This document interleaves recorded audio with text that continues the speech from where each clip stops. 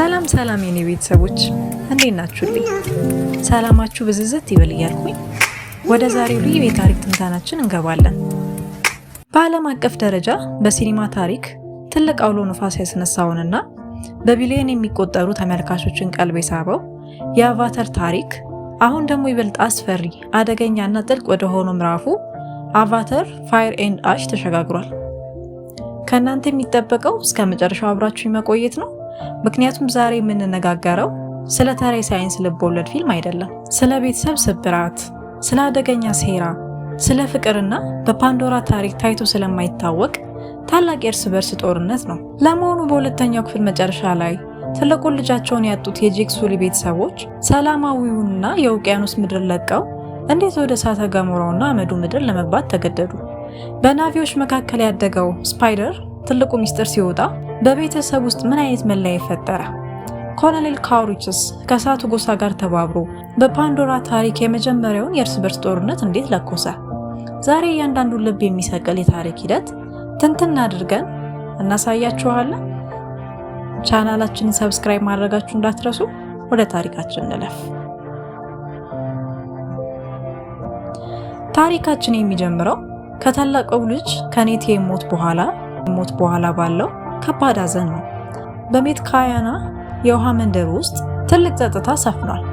የኔቴ አስክሬን በውቅያኖሱ ጥልቀት ስር በሚገኙት የሚያበሩ መንፈሳዊ ተክሎች መካከል በዝግታ ሲያልፍ የጄክ ሱሊና የኔትሪ ልብ ሙሉ በሙሉ ተሰብሯል። ነገር ግን የአደጋ የጄክን ቤተሰብ ከውጭ ከሚመጣው ጠላት በላይ በውስጣቸው መበታተን እንዲጀምሩ አድርጓቸዋል። የዚህ ታሪክ ዋና ተራኪነት ከጄክ ሱሊ ወደ ሁለተኛው ልጁ ወደ ሉአክ ይሸጋገራል። የአቫተርን ቁጥር 1 እና 2 ያላያችሁ ካላችሁ ቻናላችን ላይ ከዚህ በፊት ተለቆ ታገኙታላችሁ። ሁለቱንም እንድታዩ ጋብዛችኋለሁ። ሉአክ ወንድሜ ሞተውን እኔን ለማዳን ሲል ነው በሚል ከባድ የህሊና ጸጸትና ቁስል ውስጥ ይቃጠላል።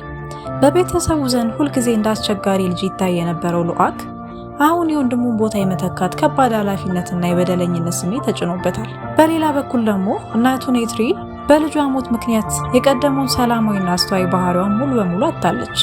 በሰው ልጅ ላይ ያላት ጥላቻ ጣሪያ በመንካቱ በቤተሰብ ውስጥ ትልቅ የስነ ልቦና ውጥረት ይፈጠራል። ይሄ ውጥረት ደግሞ ይበልጥ የሚፈነዳው በስፓይደር አደገኛ ሚስጥር ምክንያት ነው።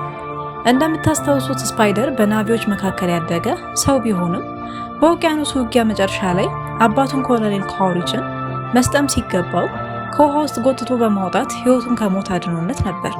ስፓይደር ይህንን ሚስጥር ደብቆ ከቤተሰቡ ጋር መኖሩን ቀጥሎ ነበር። ነገር ግን ሚስጥር ሆኖ ሊቀርለት አልቻለም።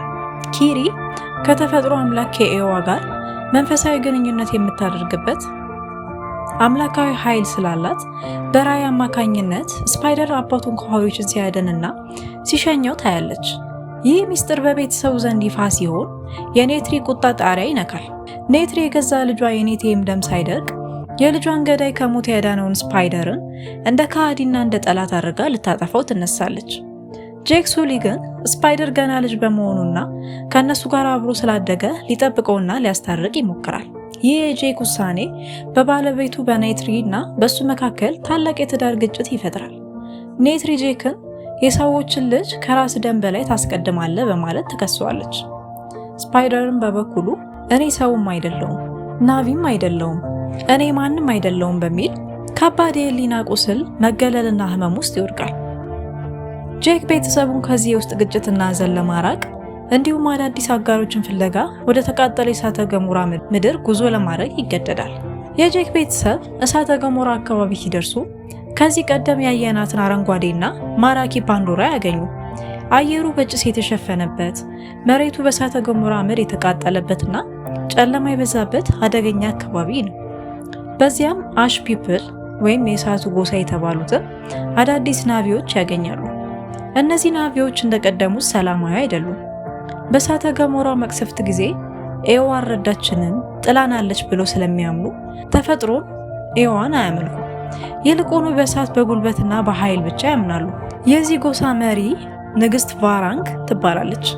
ቫራንግ እጅግ ጨካኝ፣ የተናደደችና የራሷን ህግ የምታወጣ መሪ ናት። አካላቷ በእሳት ቃጠሎና ጠባሳ የተሸፈነ ሲሆን ማንኛውም የውጭ ሰው እንደ ጠላት ነው የምታየው። የጄክ ቤተሰብ ወዲያውኑ በቁጥጥር ስር አድርጋ በሞትና በሕይወት መካከል እንዲወጠሩ ታደርጋቸዋለች። በሌላ በኩል ደግሞ ከሞት ያመለጠው ኮሎኔል ካውሪች ጄክን በሰዎች መሳሪያ ብቻ ማሸነፍ እንደማይችል በመረዳት የናቪዎችን የምድር እውቀትና ወታደራዊ ጉልበት ይፈልግ ነበረ። በመሆኑም ቀጥታ ወደ እሳቱ ምድር በማምራት ከንግስት ቫራንግ ጋር ይገናኛል። እዚህ ጋር ነው የታሪኩ ጥልቁና አደገኛው ነገር የሚከሰተው። ኳሪች ለንግስት ቫራንግና ለእሳቱ ጎሳ የሰዎችን ዘመናዊ የጦር መሳሪያና ቴክኖሎጂ ይሰጣቸዋል። በምላሹ ደግሞ ቫራንግና ጎሳዋ የጄክን ቤተሰብና ሌሎቹን የውሃና የጫካ ናቪዎች ለማጥፋት ከኳሪች ጋር ተባበሩ።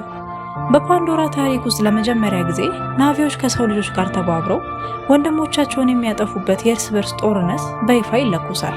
ኳሪች የሰው ሰራዊትና የንግስት ቫራንግ ጨካኝ ተዋጊዎች ተባብረው በሰላማዊ ናቪ መንደሮች ላይ አሰቃቂ ጥቃት ሲሰነዝሩ፣ ጄክ ሱሊ፣ ኔትሪና ልጃቸው ሎአክ የጫካውን ኦማቲካያ እና የውሃውን ሜትካይና ጎሳዎች አስተባብረው ለህልውናቸው ወደ ውጊያው ገቡ።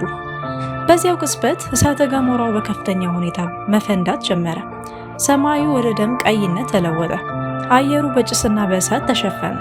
በዚህ አስፈሪ ድባብ ውስጥ በፓንዶራ ታሪክ ታይቶ የማይታወቅ ታላቅ ጦርነት ይነሳል። ኔትሪ የልጇን በቀል ለመመለስ አእምሯን ስታጣ ይታያል። በእሳትና በጭስ መካከል በሰማይ ላይ የተሳፈረች የሰዎችን ሄሊኮፕተሮችና የእሳቱን ጎሳ ተዋጊዎች እያደነች የምትገልበት ትዕይንት እጅግ አስፈሪና ስሜታዊ ነው። ሎአክ ፍርሃቱና የበደለኝነት ስሜቱን ወደ ጎን በመተው ከአዲሱ ወጣት ትውልድና ከጓደኛው ከቱልኩን ጋር ሆኖ ሰራዊቱን በጀግንነት ይመራል። ሎአክ እውነተኛ መሪ ሆኖ የሚወለደው በዚህ ጦርነት ላይ ነው። እሳቱና ጦርነቱ ሕይወት ያላቸውን ፍጥረታት በሙሉ ሊያጠፋ ሲል ኪሪ ከተፈጥሮ አምላክ ከኤዋ ጋር በከፍተኛ ደረጃ ትገናኛለች። በዙሪያ ያሉትን የፓንዶራ አስፈሪ ፍጥረታትና አየሩን በመቆጣጠር በእሳቱ ጎሳና በሰዎች ሰራዊት ላይ ታላቅ ታምር ታሳያለች። ከታላቁና ደም አፋሳሹ ውጊያ በኋላ እሳተ ገሞራው ሲረጋጋ፣ ምድሩ ግን በከፍተኛ ሁኔታ ወድሟል። ጦርነቱ ቢያበቃም የትኛውም ወገን ሙሉ በሙሉ አላሸነፈም። ንግስት ቫራንግና ኮሎኔል ካውሪች ሙሉ በሙሉ አልተደመሰሱም፣ ወደ ጨለማው ተሰውረዋል። የፓንዶራ ናቪዎች እርስ በርስ ተከፋፍለዋል። የጄክ ሱሊ ቤተሰብም ቢሆን እንደቀደመው አንድ ሊሆን አልቻለም። ቁስላቸው ጥልቅ ነው። ነገር ግን ሎአክ የአዲሱ ትውልድና የቤተሰቡ ዋና መሪ ሆኖ ይወጣል። ስፓይደር ደግሞ በሰዎችና በናቪዎች መካከል ያለውን የራሱን የተለየ መንገድ ለመፈለግ ይገደዳል። ታሪኩ የሚያበቃው ይህ አዲስ መከፋፈል ለአቫታር 4 መንገድ የሚከፍት ጥያቄ ጥሎ ነው። እናንተ በተለይ በዚህ ፊልም ላይ ለማየት የምትጓጉት የትኛውን ነው? የስፓይደርን ውሳኔ ወይንስ የሎአክን የመሪነት ጉዞ? ሀሳባችሁን ከታች ኮሜንት ላይ ጻፉልኝ። ቪዲዮ ከተመቻችሁ ላይክ ማድረጋችሁን አትርሱ። ለቻናል አዲስ ከሆናችሁ ደግሞ ሰብስክራይብ በማድረግ የደውል ምልክቷን ተጫኑ። በቀጣይ ቪዲዮ እስክንገናኝ ሰላም ሁኑልኝ።